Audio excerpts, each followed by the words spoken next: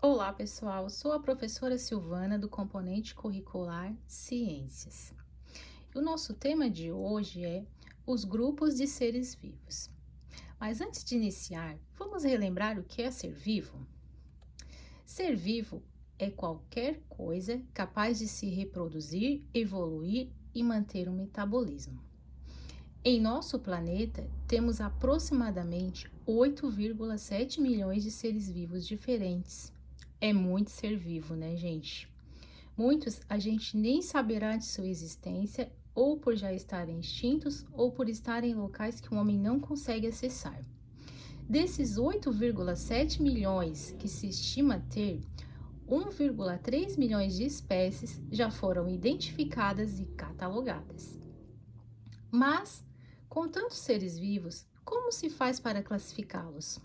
O atual sistema de classificação foi elaborado por um botânico chamado Carl von Linné, conhecido em português como Linneu. Ele criou o sistema de Linneu, onde classifica os seres vivos pelas semelhanças no corpo, no funcionamento e desenvolvimento do organismo, classifica também pelo modo de reprodução e semelhança entre os genes.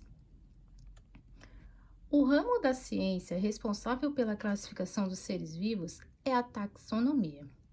A taxonomia é responsável por identificar as características e atribuir a nomenclatura científica.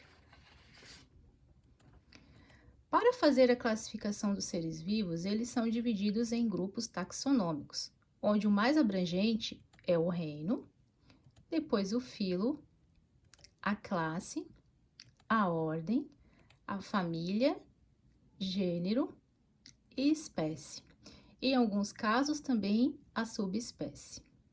O reino, de acordo com as características, pode ser dividido em filos. O filo, por sua vez, se divide em classes. A classe se divide em ordens, a ordem em famílias, a família em gêneros e o gênero se divide em espécies. Em outras palavras, podemos dizer que o reino é um conjunto de filos, o filo um conjunto de classes, a classe um conjunto de ordens, a ordem um conjunto de famílias, a família um conjunto de gêneros e o gênero um conjunto de espécies, sempre nessa ordem. E a espécie, por sua vez, pode ser resumidamente conceituada como um conjunto de organismos capazes naturalmente de produzir descendentes férteis. Então, basta lembrar essa ordem que se conceitua facilmente cada um deles. Mas, professora, é muito difícil, é muita coisa para lembrar. Então, eu aconselho usar um mnemônico. O mnemônico são palavras que facilitam a memorização. Pega-se as iniciais e monta uma palavra ou uma frase. Aqui nesse caso, eu gosto de usar a palavra reficofage, onde o re de reino, o fi de filo, o c de classe, o o de ordem, fá de família, g de gênero e e de espécie, reficofage. Então, fica bem mais fácil lembrar a ordem e o conceito de cada um deles. Agora, vamos à nomenclatura científica. Após identificada a espécie, ela é catalogada com o nome científico.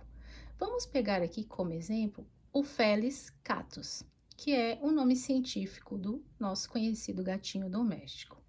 O nome científico geralmente é binominal, ou seja, 2 nomes, às vezes até mais, mas nunca menos de 2.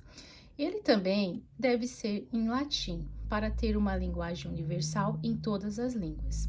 O nome científico deve iniciar com a letra maiúscula e as demais minúscula.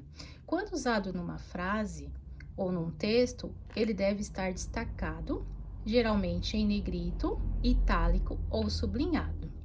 O primeiro nome, aqui no caso Felis, é referente ao gênero e o segundo referente à espécie.